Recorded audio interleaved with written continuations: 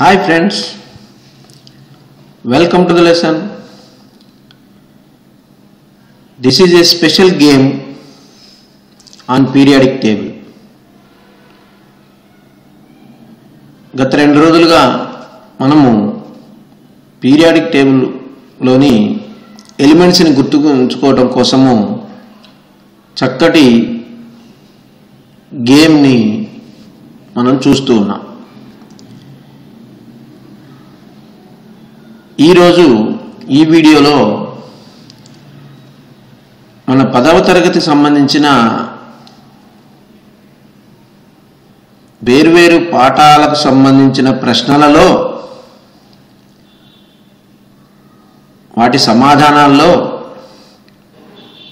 మన periodic table యొక్క elements ని చూద్దాం. మరొకసారి గుర్తు తెచ్చుకోండి. ఇక్కడ స్క్వేర్ బాక్స్లు ఇవ్వబడతాయి. ప్రశ్నను చదివిన తర్వాత స్క్వేర్ బాక్స్లో ఉన్నటువంటి క్లూ ద్వారా ఆ ఎలిమెంట్ని గుర్తించి దాని సింబల్ని రాస్తూ పోయినట్లయితే మనకు ఆ ప్రశ్న యొక్క సమాధానం వస్తుందన్నమాట. ఇది మిగిలిన పాఠాల యొక్క రివిజన్ లాగాను మరియు పీరియాడిక్ టేబుల్లోని ఎలిమెంట్స్ని గుర్తుంచుకోవడానికి వీలుగాను ఉంటుంది. కాబట్టి వీడియోను పూర్తిగా చూడండి. ఇది మన 10వ తరగతి ఫిజికల్ సైన్స్కి సంబంధించినటువంటి పాఠ్యాంశాలపైన ఉన్నటువంటి ప్రశ్నల సమాధానాల్లో పీరియాడిక్ టేబుల్లో ఉన్నటువంటి ఎలిమెంట్స్ని గుర్తించటం. ఉదాహరణకి ఇక్కడ in our eye receptors which identify the colour are. ఇది మనకు 5వ చాప్టర్లో నుంచి వచ్చినటువంటి ప్రశ్న. ఈ ప్రశ్నకి సమాధానం రాస్తూ ఉన్నప్పుడు మనకి 4 ఎలిమెంట్స్ గుర్తుకొస్తాయన్నమాట. ఈ విధంగా మనము ఆ ఎలిమెంట్స్ని సులభంగా గుర్తుకు పెట్టుకోవచ్చు. కాబట్టి ప్రశ్నని జాగ్రత్తగా చదివి దీనిలో ఉన్నటువంటి ఎలిమెంట్స్ని మనము సింపుల్గా గుర్తుంచుకోవచ్చు అన్నమాట. The rays coming from the sun parallel to the principal axis of concave mirror converge to a point called. ఇక్కడ ఈ కాన్కేవ్ మిర్రర్ గురించినటువంటి ప్రశ్న ఇది. కానీ మనకు సమాధానాలు వచ్చినప్పుడు ఇవి ఇక్కడ 4 బాక్సులు ఇవ్వడం జరిగింది. ఈ 4 బాక్సుల్లో 4 ఎలిమెంట్స్ని మనము గుర్తుకు తెచ్చుకోవచ్చు అన్నమాట. అంటే దీని సమాధానములో 4 ఎలిమెంట్స్ ఉంటాయి. మరి ఇక్కడ ఈ ప్రశ్న మనకు అర్థం కావాలి మరియు ఈ 4 ఎలిమెంట్స్ గుర్తుకు రావాలి. చూడండి అంత చక్కగా మనకు పీరియాడిక్ టేబుల్ మీద పట్టు రావాలి అంటే ఇటువంటి చాలా నేర్చుకోవాలి. పీరియాడిక్ టేబుల్ పైన పట్టు సాధించాము అంటే పై తరగతుల్లో చాలా చక్కగా మనము ముందుకు వెళ్ళవచ్చు. ఇక్కడ కాన్కేవ్ మిర్రర్లో అన్ని ప్యారలల్ రేస్ కన్వర్జ్ అయ్యే పాయింట్ని ఏమంటారు? ఇక్కడ మనకి ఈ ఇమేజ్ చూసినట్లయితే ఇక్కడ ఎఫ్ అనే అక్షరంతో చూపించడం జరిగింది. ఈ ఎఫ్ అనేది ఏమిటి? ఇక్కడ క్లూలో కూడా ఫస్ట్ ఎఫ్ అని స్టార్ట్ చేయడం జరిగింది. కాబట్టి ఎఫ్ సింబల్ ఉన్నటువంటి ఎలిమెంట్ ఏంటి? ఫ్లోరిన్. దాని నంబర్ 9. మరి ఇక్కడ 8 నెంబర్ ఉన్నటువంటిది ఉంది. అదేమిటి? ఆక్సిజన్. ఇప్పుడు చెప్పగలరా? FO. తర్వాత ఈ కన్వర్జ్ అయినటువంటి ఈ పాయింట్ని ఏమంటారు? అది గుర్తుకు వచ్చినా ఈ ఆన్సర్ చెప్పవచ్చు. లేదా 29th ఎలిమెంట్ ఏమిటి? కాపర్. ఆల్రెడీ ఇక్కడ ఎస్ ఇవ్వడం జరిగింది. సల్ఫర్. దీని నెంబర్ 16. ఇప్పుడు మనకిచ్చిన ప్రశ్న యొక్క సమాధానము ఫోకస్. FOCUS. అదేవిధంగా ఈ సమాధానంలో 4 ఎలిమెంట్స్ ఉన్నాయి. F అంటే ఫ్లోరిన్, O అంటే ఆక్సిజన్, Cu అంటే కాపర్, S అంటే సల్ఫర్.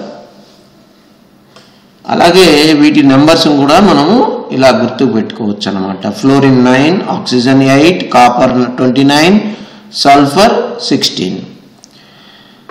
ఈ విధంగా ప్రశ్నను చదివితే మనకు క్లూని బట్టి సమాధానం సింపుల్గా వస్తుందన్నమాట. Let us see another question. If we add sulfuric acid to NaCl, then the gas evolved will be. ఇది మన టెక్స్ట్ బుక్లో ఇచ్చినటువంటి ఒక యాక్టివిటీ. సల్ఫ్యూరిక్ యాసిడ్కి సోడియం క్లోరైడ్ లేదా సోడియం క్లోరైడ్కి సల్ఫ్యూరిక్ యాసిడ్ యాడ్ చేసినప్పుడు ఏ గ్యాస్ రిలీజ్ అవుతుంది? ఆ గ్యాస్ని మనము టెస్ట్ కూడా చేస్తూ ఉంటాం. ఇక క్లూ వచ్చినట్లయితే క్లూ గురించి ఇక్కడ ఫస్ట్ అటామిక్ నెంబర్ 1 ఉన్నది కాబట్టి ఏమిటది? Hydrogen H. అలాగే ఇక్కడ 17 ఉంది. 17 అటామిక్ నెంబర్ ఉన్నటువంటి ఎలిమెంటు క్లోరిన్. కాబట్టి ఇక్కడ సల్ఫ్యూరిక్ యాసిడ్ NaCl అంటే సోడియం క్లోరైడ్ కలిపినట్లయితే రిలీజ్ అయ్యేటటువంటి గ్యాస్ ఏంటంటే HCl. చూసారా, ఇక్కడ 2 ఎలిమెంట్స్ని మనం గుర్తుకు తెచ్చుకున్నాం, హైడ్రోజన్ అండ్ క్లోరిన్. మరొక ప్రశ్నను చూద్దాం. Sodium hydroxide formula. Sodium hydroxide formula అనగానే మనకు హైడ్రాక్సైడ్లో సాధారణంగా OH ఉంటుంది. ఇక దాన్ని బట్టి మనము ఫార్ములాను రాయొచ్చు. సరే, ఇక్కడ క్లూలు ఇచ్చారు. ఫస్ట్ బాక్స్లో అటామిక్ నెంబర్ 11 అన్నారు. 11 నెంబర్ ఉన్నటువంటిది సోడియం Na, దాని సింబల్ Na. తర్వాత O ఇచ్చారు. O అనగానే ఆక్సిజన్ నెంబర్ 8. అలాగే ఇక్కడ అటామిక్ నెంబర్ 1 ఇచ్చారు, అది H. కాబట్టి ఇక్కడ సోడియం హైడ్రాక్సైడ్ యొక్క ఫార్ములా NaOH. చూసారా ఎంత చక్కగా మనకు సోడియం హైడ్రాక్సైడ్ ఫార్ములాలో 3 ఎలిమెంట్స్ ఉన్నాయి. వాటిని మనము చక్కగా గుర్తుపెట్టుకోవచ్చు అన్నమాట. ఈ క్లూల నుండి మనము ఎలిమెంట్స్ని ఎంత చక్కగా గుర్తుపెట్టుకోవచ్చో మళ్ళీ ఈ వీడియోని చూస్తూ అర్థం చేసుకోండి. Let us see another question. Dash helps in controlling the amount of light entering the eye through pupil. ఈ ప్యూపిల్ నుండి ఎంత లైట్ లోపలికి ఎంటర్ అవ్వాలి అనేది కంట్రోల్ చేసేటటువంటిది మన కంటిలో ఏ భాగము? ఇక్కడ సింపుల్గా ఈ ఇమేజ్ చూసినట్లయితే మీకు అర్థమవుతుంది. అంతేకాకుండా క్లూలో ఉన్నటువంటి ఫస్ట్ స్క్వేర్ బాక్స్లో IR అని ఇవ్వడం జరిగింది. కాబట్టి IR అని స్టార్ట్ చేశారు. ఇరిడియం, 53ది అయోడిన్, ఇక 16ది సల్ఫర్. ఇప్పుడు ఏమని వచ్చింది ఇక్కడ? Iris. Iris helps in controlling the amount of light entering the eye through pupil. ప్యూపిల్లోనికి వెళ్ళేటటువంటి లైట్ని కంట్రోల్ చేసేటటువంటిది ఐరిస్. ఇందులో కూడా మనము 3 ఎలిమెంట్స్ని గుర్తుపెట్టుకోగలుగుతాం. ఇక అదే కంటి గురించి ఇంకొక ప్రశ్న. In our I receptors which identify the color are. Colour ని గుర్తించే రెసెప్టార్స్ ఇక్కడ ఈ ఇమేజ్లో అవి చూపించడం జరిగింది. కాబట్టి వాటిని చూసి ఇక్కడ సమాధానం రాయండి. ఇక ఫస్ట్ బాక్స్లో C అని ఇచ్చారు, అంటే కార్బన్. సెకండ్ బాక్స్లో నెంబర్ 8 ఇచ్చారు, ఇది ఆక్సిజన్. ఇక నెంబర్ 10 అదేమిటో చెప్తారా? నియాన్. అలాగే అటామిక్ నెంబర్ 16 ఉన్నటువంటిది సల్ఫర్. చూడండి, CONES, cones. In our eye receptors which identify the colour are cones. ఇక్కడ ఇమేజ్లో చూడండి, కోన్స్, రాడ్స్ అని ఇవ్వడం జరిగింది. ఈ విధంగా ఈ ప్రశ్నలు మనకి అటు పీరియాడిక్ టేబుల్లో ఉన్న ఎలిమెంట్స్ని మరియు మిగతా పాఠాలకు సంబంధించిన ప్రశ్నలను కూడా అర్థం చేసుకునే విధంగా ఇవి ఉంటాయన్నమాట. కాబట్టి జాగ్రత్తగా ప్రశ్నని క్షుణ్ణంగా చదివి అర్థం చేసుకొని ఈ క్లూల ద్వారా రాసినట్లయితే మీకు ఒకే దెబ్బకు 2 పిట్టలు అన్నట్లుగా మనకు ఒకే ప్రశ్న ద్వారా 2 రకాలు అంటే ఎలిమెంట్స్ మరియు ఆ ప్రశ్నకు సమాధానం కూడా వస్తుందన్నమాట. The quantum number which refers to the 2 possible orientations of an electron by +12 and -12 is. చూడండి, ఏ క్వాంటం నంబర్లో ఎలక్ట్రాన్ యొక్క ఓరియంటేషన్ని +12 -12 అంటాం? క్వాంటం నంబర్స్ 4 ఉన్నాయి. ఎలక్ట్రాన్ యొక్క ఓరియంటేషన్ని చెప్పేటటువంటిది +12 -12 అని తీసుకునేటటువంటిది ఏ క్వాంటం నంబరు? ఇక్కడ ఇచ్చిన క్లూని బట్టి మనం ఆన్సర్ రాయడానికి ప్రయత్నం చేద్దాం. 16th ఎలిమెంట్ ఇంతకుముందు ప్రశ్నలో కూడా మనం చెప్పుకున్నాం. 16th element sulphur, S. ఇక ఇక్కడ ఇచ్చినటువంటిది నెక్స్ట్ P ఆల్రెడీ ఇవ్వడం జరిగింది. ఫాస్ఫరస్, దీని నెంబర్ 15, SP అని వచ్చింది. ఇక ఇప్పటికైనా మనకి గుర్తుకు రావాలి, ఏ క్వాంటం నంబరు గుర్తొచ్చిందా? Very good, spin quantum number, spin, SP. ఇక చివరిది IN రావాలి, అంటే ఇండియం అనేది 49th ఎలిమెంట్ ఇండియం. చూసారా, SPIN, స్పిన్ క్వాంటం నంబర్. ఈ ప్రశ్న ద్వారా మనకి ఇటు 3 మూలకాలు తెలిసాయి మరియు ఆ ప్రశ్నకి జవాబు తెలిసిందనమాట. Now let us see another question. According to dash exclusion principle, no 2 electrons of the same atom can have all 4 quantum numbers the same. చూడండి, ఈ ప్రిన్సిపల్ ద్వారా ఏ 2 ఎలక్ట్రాన్లకు 4 క్వాంటం నంబర్స్ సేమ్ ఉండవు అన్నారు.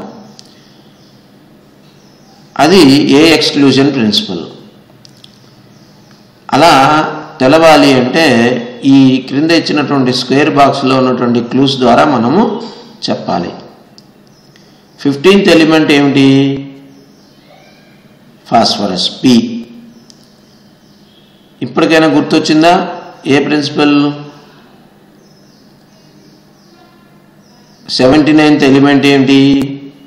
ఆరం, బంగారం, గోల్డ్ అన్నమాట, ఆరం. ఇప్పుడు చెప్పండి. వెరీ గుడ్, పౌలి exclusion principal. కాబట్టి లిథియం అవుతుంది. 3rd element lithium. ఈ ప్రశ్నల ద్వారా మనకి కొన్ని తెలిసిన మూలకాలు, కొన్ని ఎలిమెంట్స్ తెలుస్తూ ఉన్నాయి, కొన్ని తెలవని వాటికి సింపుల్గా దీని ప్రకారం వాటి నెంబర్ని గుర్తుపెట్టుకోవడానికి వీలవుతుందన్నమాట. ఇవి మీరు కూడా తయారు చేయవచ్చు. కొన్ని తయారు చేసి నాకు కామెంట్ రూపంలో పంపించినట్లయితే నేను మీ పేరు అక్కడ తెలుపుతూ మరొక వీడియోలో వాటిని చూపిస్తాను. ఈసారి డిస్క్రిప్షన్లో నా మెయిల్ ఐడి కూడా ఇస్తాను. దానికి మీరు ఆ ప్రశ్నల్ని పంపండి. According to this principle the lowest energy orbitals are filled first. చూడండి, ఈ ప్రిన్సిపల్ ప్రకారము లోయెస్ట్ ఎనర్జీ ఉన్న ఆర్బిటాల్స్ ముందు నిండుతాయట. అది ఏమిటి? ఆ ప్రిన్సిపల్ ఏమిటి? ఇంతకుముందు చెప్పుకున్నట్లు 79th ఎలిమెంట్ ఇప్పుడు గుర్తు రావాలి. ఇందాక ప్రశ్నలో చెప్పుకున్నాం ఏమిటది? ఆరం, బంగారం, గోల్డ్.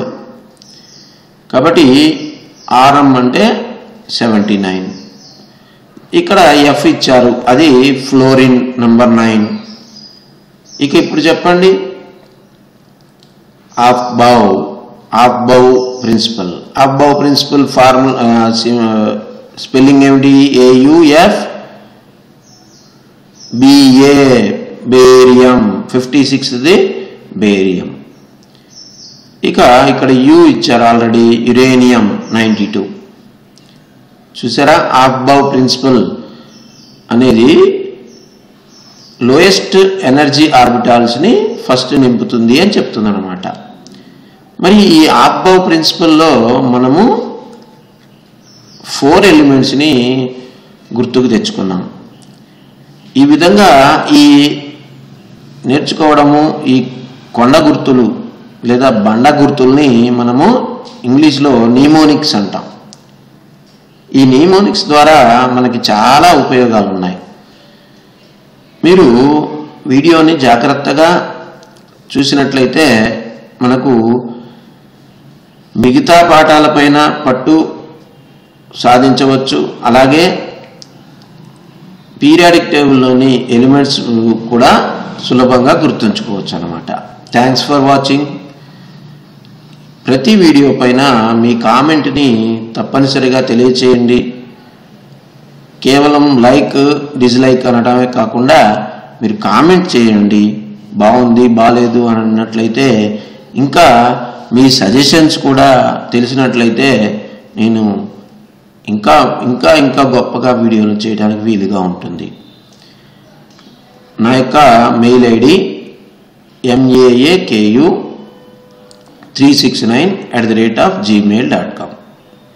maaku369@gmail.com.